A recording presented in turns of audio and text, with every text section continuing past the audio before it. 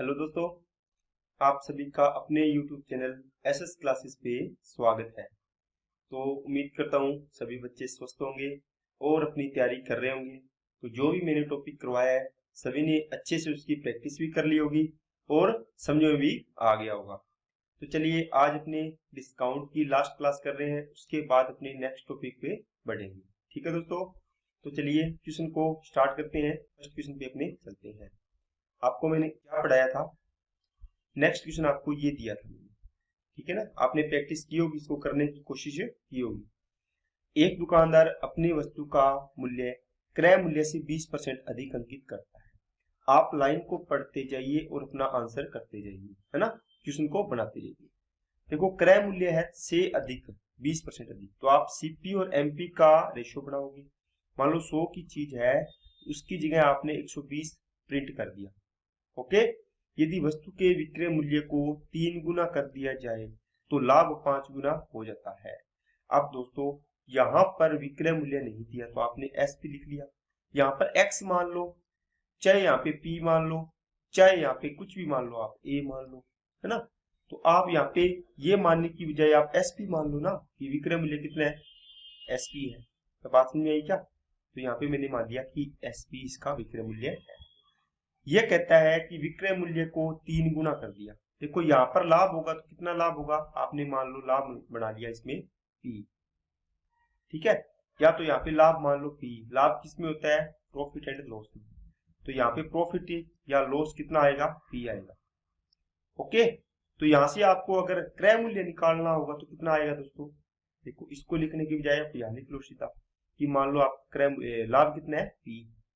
आप विक्रय मूल्य में से एसपी में से प्रॉफिट को माइनस करते हो तो क्या आता है दोस्तों, क्रय मूल्य। और वो कितना है, देखो एसपी में से पी माइनस किया तो ये आएगा। तो कितना है दोस्तों, ये 100 है, तो मैंने 100 लिख दिया, या आप यहाँ पे लिख लो सीपी। ठीक है, दूसरे कंडीशन में कहता है, ये पहली कंडीशन थी। दूसरी में कहता है कि अगर इसका क्या कर दें, अपने विक्रय मूल्य 3 गुना कर दिया तो लाभ इसका कितना हो जाता है दोस्तों, 5 गुना हो जाता है। देखो पी है तो पी का 5 गुना 5 पी हो जाएगा। यहां से इसका अगर मैं निकालना चाहूं, क्या ये भी 100 ही रुपए होगा ना इसका, सीपी तो सेम होगा, कोई भी चीज खरीद के लाए हो तो दोनों बराबर है। तो इसका क्रय मूल्य कितना निकलेगा, आप बोलोगे सर क्रय मूल्य आएगा इसका कितना, 3 सीपी विक्रय मूल्य ये है, माइनस का 5 प्रॉफिट है, बराबर में 100 है ना। ये दोनों पार्ट बराबर है तो ये भी बराबर होंगे। यहां से आप लिख लो SP minus P equal to 3 SP minus का 5p। यहां से 5p इधर आएगा प्लस का हो जाएगा तो कितना बचेगा, 4p इक्वल टू ये इधर जाएगा तो 2sp। यहां से आप काटा पीटी करोगे तो p अपॉन sp, मान लो इसका रेशियो आ गया कितना दोस्तों, 2 एकम 2, 2 2 4, तो 1 बाई कितना आ जाएगा 2। इसका मतलब p की वैल्यू देखो कितनी आई है, 1। तो sp की वैल्यू कितनी है यहाँ पे, 2। देखो p की वैल्यू आई आपकी 1, तो sp कितना आ गया यहाँ पे, इसको काट के मैं यहाँ पे लिख देता हूँ दोस्तों कितना, इसकी बजाय मैं यहाँ पे लिख देता हूँ 2।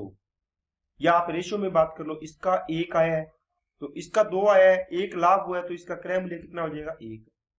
तो 1 की वैल्यू 100 तो 2 की वैल्यू कितनी आ जाएगी दोस्तों, 200। तो आरंभिक विक्रय मूल्य पूछा था तो 200 रुपया आपका आंसर है, ठीक है ना। चलिए नेक्स्ट सवाल पे, सेम सवाल है, ये सीपी और ये आएगा दोस्तों एमपी। 50% अधिक का मतलब 100 का 150 अंकित कर दिया। अब ये कहता है कि इसका विक्रय मूल्य है उसको दोगुना कर दिया। तो विक्रय मूल्य मान लो एसपी मान लिया मैंने, इसको दोगुना करने का मतलब यहां से सीपी निकालना है, क्योंकि दोनों में सीपी क्या होगा, सेम होगा। देखो इसका सीपी भी ये होगा, इसका भी 100, ठीक है ना। आप कोई मोबाइल खरीद के लाए, चाहे कोई चार्जर खरीद के लाए, है ना, चाहे कुछ भी आप शर्ट खरीद के लाए, तो आप देख रहे हो कि शर्ट की पहली कंडीशन और दूसरी कंडीशन, चार्जर की पहली कंडीशन दूसरी कंडीशन, मोबाइल की पहली कंडीशन दूसरी कंडीशन। तो पहली कंडीशन ये होगी, दूसरी ये होगी। आप देख रहे हो कि कैसे मेरे को कितना लाभ हो रहा है। यहाँ पर लाभ मान लो आपने पी मान लिया कि पी लाभ हो रहा है, तो यहाँ पर क्रय मूल्य कितना आएगा, एसपी माइनस पी। अब ये क्रय मूल्य है 100 के बराबर है, तो यहाँ से आप डायरेक्ट निकालोगे जो भी क्रय मूल्य है एसपी में से ये माइनस करके, लाभ माइनस करके, तो जो क्रय मूल्य आएगा इसके बराबर होगा, क्योंकि दोनों क्रय मूल्य क्या है दोस्तों, बराबर है। तो यहां से ये कहता है कि इसका 3 गुना कर दिया, या कितना कर दिया, 2 गुना, एसपी को 2 गुना कर दिया। तो लाभ 3 गुना हो जाता है। बताओ ये P है तो कितना हो जाएगा 3P। यहां से क्रय मूल्य निकालेंगे तो किसके बराबर आएगा 2SP माइनस का 3P। अब 3P इधर लेके आओ 2P बचेगा, ये इधर जाएगा SP आएगा, यहां से P अपॉन SP आ गया, 1 बाई क्या आ गया 2। अब देखो P की वैल्यू 1 है तो SP की वैल्यू कितनी है 2। देखो ये 1 का ये है तो ये SP की वैल्यू रेशियो में 2 आ गई। एक लाभ हुआ है तो कितने में बेचा होगा, 1 रुपए में इसने खरीदा है, 1 का लाभ लेके 2 में बेच दिया तो देखो 2 हो गया। 1 की वैल्यू 100 तो 2 की वैल्यू 200, ये आंसर आ गया दोस्तों आपका। आरंभिक पूछे ना 200। अगर आपको पूछा कि नया ये 200 तो इसका दुगुना कर दिया 400 तो ये कितना आ जाएगा 400 रुपए, क्या आ जाएगा SP। नया SP पूछे तो ये आ जाएगा न्यू SP। अगर आपको पूछे प्रॉफिट तो एक पार्ट की वैल्यू कितनी है, देखो एक की वैल्यू 100 है तो एक ही है लाभ तो ये 100 आ जाता, 100 रुपए लाभ। अगर पूछता नया प्रॉफिट तो 3 गुना कर दिया तो 100 दिया 300 तो 300 प्रॉफिट हो जाता। यहाँ से आप सारी की सारी चीजें निकाल सकते हैं। चलिए दोस्तों नेक्स्ट क्या है, एक दुकानदार अपनी वस्तु का मूल्य क्रय मूल्य से 50% अधिक अंकित करता है। विक्रय मूल्य और अंकित मूल्य दोनों को 20% बढ़ा दिया जाता है तो लाभ 2 गुना हो जाता है। यदि वस्तु का आरंभिक अंकित मूल्य 300 रुपए है तो नया विक्रय मूल्य क्या, आरंभिक विक्रय मूल्य क्या कीजिए। दोस्तों CP और MP का रेशियो दिया है, 100 की चीज को ये 150 प्रिंट कर रहा है, उस पर लिख रहा है। अब कहता है विक्रय मूल्य को और अंकित मूल्य को 20% बढ़ा दिया। देखो ये तो था SP है ना, 20% बढ़ाने का मतलब इसको भी 20% बढ़ाया है, इसको भी 20% बढ़ाया है। देखो यहाँ पर आपको वैल्यू नहीं दी विक्रय मूल्य की कि कितनी वैल्यू है, नहीं दी है ना। आप इसको दोस्तों क्या करो, अब इसमें तो आपको वैल्यू दी हुई थी, इसमें 150 तो 150 का 20% बढ़ाया है, 20% निकाल के देखो कितना आएगा 30, तो ये 30 इसमें ऐड कर दो, या फिर 150 का सीधा 120% निकाल दो तो डायरेक्ट आ जाएगा इसका 180 रुपये हो गया। अब क्रय मूल्य तो हमेशा सेम ही रहना है, इसका क्रय मूल्य है ना। अब ये देखो 20% बढ़ गया, इसका मतलब ये अगर x था तो ये x इंटू 120% हो जाएगा अगर ऐसे लिखना है तो। नहीं तो आप एक काम करो, इसको ये लिखने की बजाय आप तो ये क्या करो क्या कि कोई चीज देखो 20% का मतलब हो गया 1/5। मान लो ये पहले 5 रुपए विक्रय मूल्य था तो अब कितना 1 बढ़ गया, कितना हो जाएगा 6। तो ये इसको मान लो 5x तो ये कितना हो जाएगा अब 6x, ये कितना बढ़ गया 20%। ओके। अब यहां से आप देखो इसने बोला है कि पहले लाभ का दुगुना हो जाता है, मतलब यहां पर लाभ कितना हो रहा है, यहां पर लाभ आएगा दोस्तों आपका P, तो 5x में से P माइनस कर दिया, जो क्रय मूल्य है देखो विक्रय मूल्य माइनस प्रॉफिट तो आ जाएगा क्रय मूल्य 100 रुपये है। यहाँ से जो लाभ हो रहा है वो कितना आ रहा है 2P, इसका दुगुना हो तो यहाँ से क्या आएगा 6x माइनस का 2P, यहाँ से करो ये आएगा P, ये आएगा x।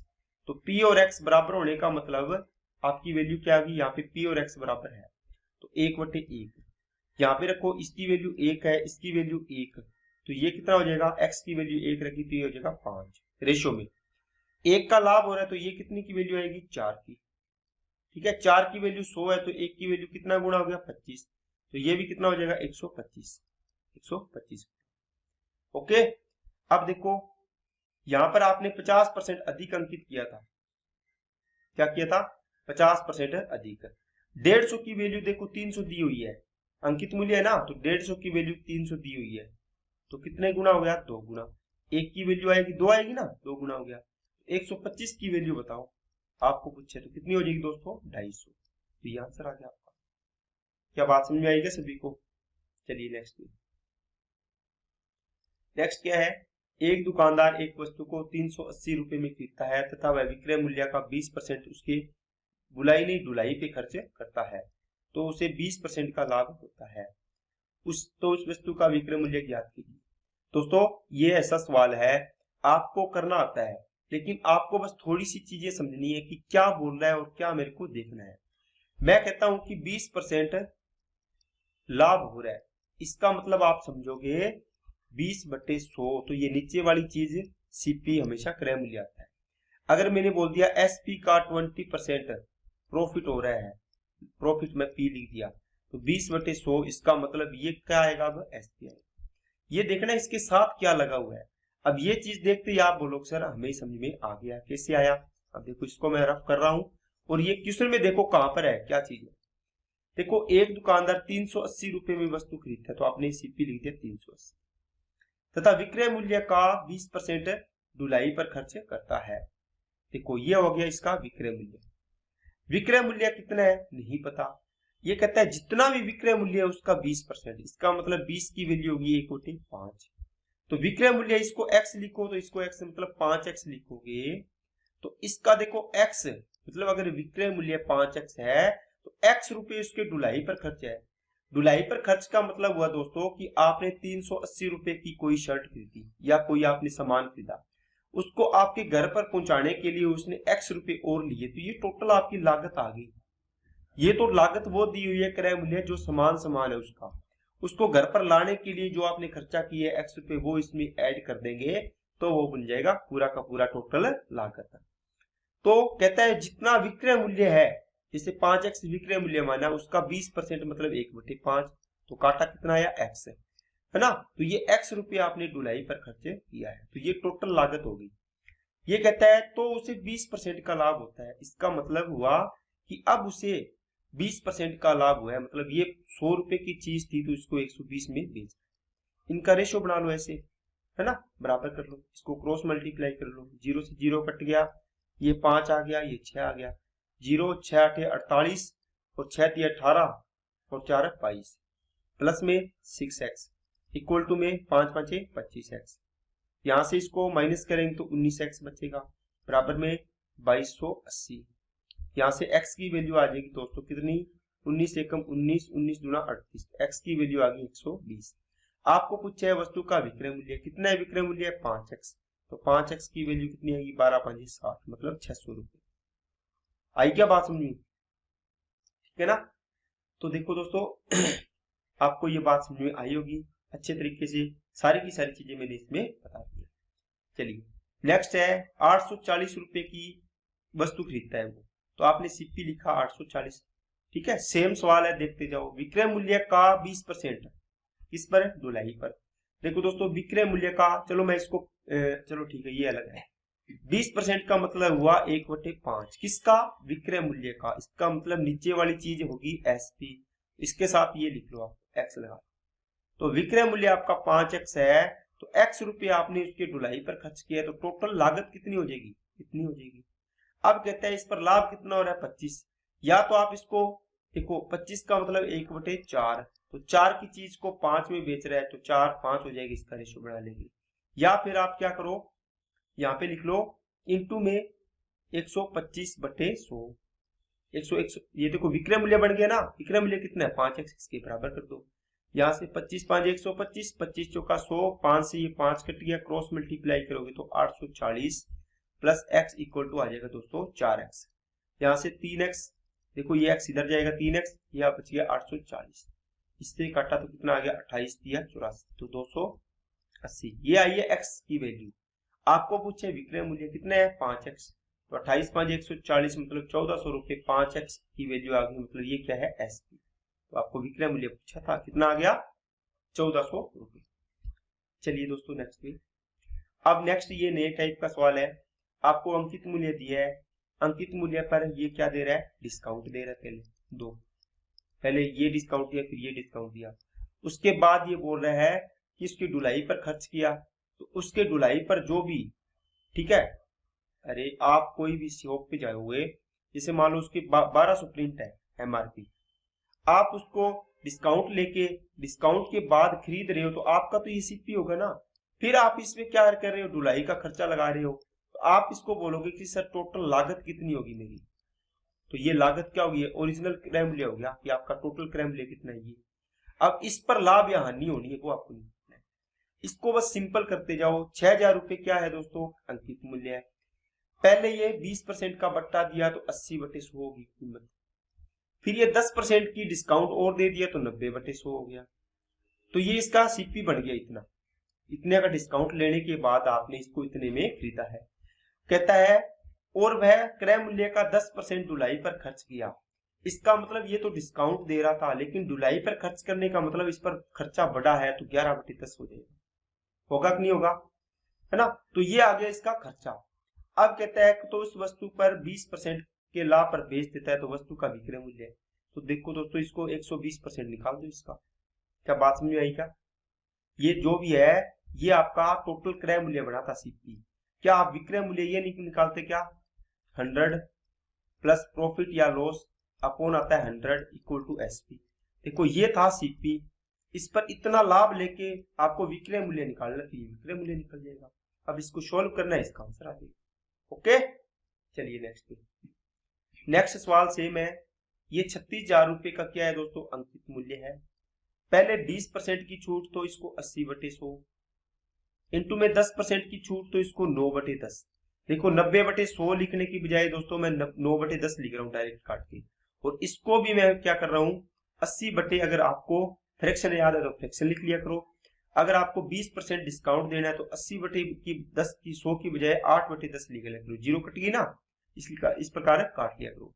5% का मतलब 19/20 आ जाएगा। मैं डायरेक्ट लिख रहा हूँ काट के। 3 बट्टा दे दिया। इसके बाद ये कहता है खरीदता है, मतलब ये इसका क्या है दोस्तों? डिस्काउंट, वो है क्रय मूल्य।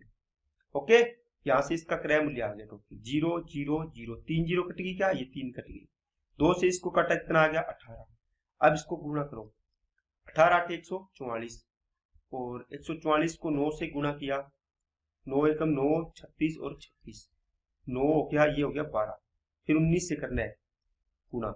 19 से कम 19 38 19 नी में 171 19 का 114 4 2 15 16 12 13 23 600 2 3 12 13 14 बनेगा 24 624।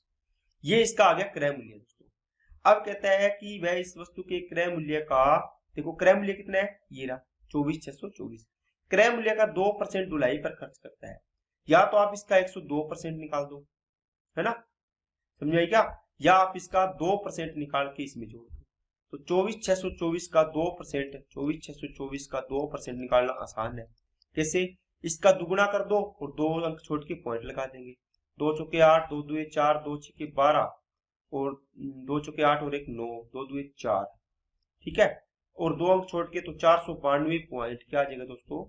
48 आ जाएगा। ये इसमें जोड़ना है। और इसके अलावा क्या किया, ये 2% जोड़ दिया। 83.52 पैसा रख रखाव पर खर्च किया तो ये 83.52 पैसा ये भी कर दो, है ना। तो 0 0 ये कितना आ गया 4 2 6 3 9 और 1 10 17 और 2 19 और 1 20 2 6 और 4 10 और 2 12 6 4 और 2 4 और 1 5 आ गया 25। इसका मतलब 25,200 रुपये इसका आ गया ओरिजिनल सीपी, टोटल सीपी। ये भी क्रय मूल्य था लेकिन इसमें जो ये चीजें हैं ये ऐड करने के बाद टोटल सीपी आ गया आपका कि आपकी जेब से कितने रुपए लगे। ये कहता है 10% हानि पर बेच देता है तो कितने रुपए की हानि हुई। तो देखो इसका 25,200 का 10% निकाल दो 1/10 0 से 0 तो कितना आ गया दोस्तों 2520। तो ये इसका आ गया लॉस, ठीक है ना। अगर आपको पूछता एसपी निकालो तो आप 25,200 का कितना परसेंट निकालते 9/10। देखो 1/10 और 9/10 को जोड़ेंगे तो टोटल 100 बनता है, 1 बनता है पूरा, है ना। 100% बनता है या 1 बनता है। देखो लॉस पूछा था तो 1 निकाला था 1/10। अगर एसपी पूछा है तो 9/10 या 90/100, ठीक है ना। तो ये आ जाता, इसको गुणा करोगे तो इसका आंसर आ जाएगा। ओके चलिए ये सवाल मैं आपको होमवर्क में दे रहा हूं दोस्तों, सेम डिटो सवाल है जो अभी करवाया है मैंने। ओके तो इतनी बात आपको समझ में आई होगी। नेक्स्ट क्वेश्चन आपको और करवा देता हूं।